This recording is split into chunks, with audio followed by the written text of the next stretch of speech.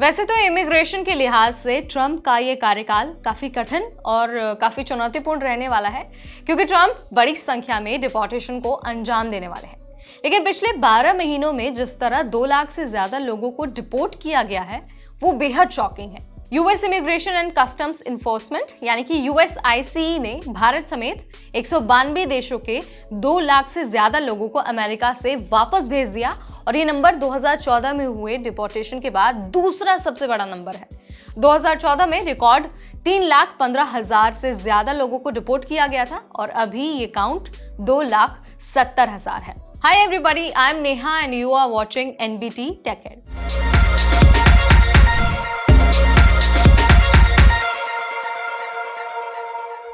यूएसआईसीई एक government agency है जो इल्लीगल रूप से अमेरिका आए लोगों को बाहर करती है। एक रिपोर्ट के अनुसार पिछले एक साल में 2,70,000 लोगों को अमेरिका छोड़कर जाना पड़ा है। 2014 में ये नंबर 3,15,000 से ज्यादा था। वहीं 2019 में 2,67,000 से ज्यादा लोगों को अमेरिका से बाहर निकाला गया था। इसके अलावा US customs and border protection ने जानकारी दी कि नवंबर में करीब 46,612 लोगों को गिरफ्तार किया गया, जो इल्लीगल रूप से मैक्सिको बॉर्डर क्रॉस करने की कोशिश कर रहे थे। आईसीई रिपोर्ट में कहा गया है कि 12 महीने की अवधि में मैक्सिको में सबसे ज्यादा लोग डिपोर्ट किए गए, जिसकी संख्या करीब 90,000 थी।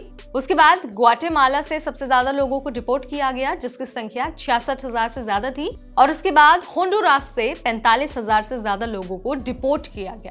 Mexico and central American countries के लोगों को अभी भी डिपोर्टेशन का खतरा बना हुआ है।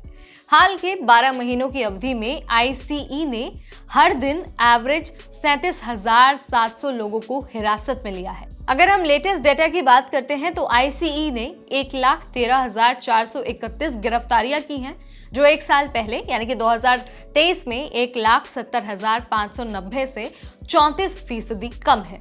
एजेंसी ने कहा कि मैक्सिको के साथ सीमा पर रिसोर्सेज को सेंट्रलाइज करने की आवश्यकता ने देश के अंदरूनी हिस्से में गिरफ्तारियां करने से ध्यान हटा दिया है।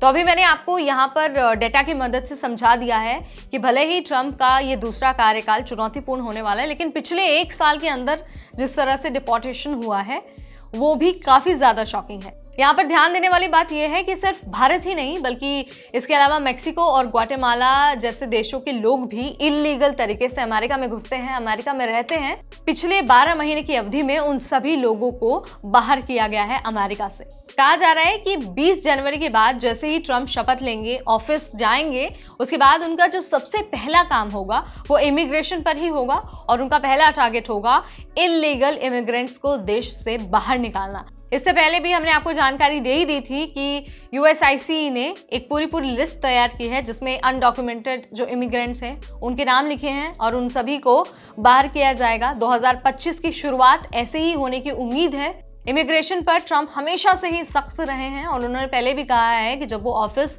जाएंगे, शपथ ग्रहण उनका होगा, तो सबसे पहला उनका काम होगा इल्लीगल इमिग्रेंट्स को देश से बाहर निकालना। ऐसा इसलिए है क्योंकि ट्रंप हमेशा यही मानते हैं कि अमेरिका अमेरिकी लोगों का है, और अमेरिकन्स फर्स्ट उनका हमेशा से एक नारा रहा है, उनकी ये प्रायोरिटी रही है। इसके अलावा स्टूडेंट वीज़ा और जो स्किल्ड वर्कर वीज़ा है यानी कि जो H-1B वीज़ा है, उस पर भी वो बहुत ज़्यादा सॉर्टेड रहे हैं। उनके विचार हमेशा यही रहे हैं कि जिन लोगों के पास स्किल है, जो लोग मेरिट के बेसिस पर आगे बढ़ते, सिर्फ उन्हीं लोगों को अमेरिका में आने का, पढ़ने का और काम करने का अधिकार है। जो कुछ भी होगा 20 जनवरी के बाद सारी तस्वीर साफ हो जाएगी, और ये पता चल जाएगा कि ट्रंप कौन कौन से बड़े फैसले लेने वाले हैं और कौन कौन से एग्जीक्यूटिव ऑर्डर्स पर साइन करने वाले हैं।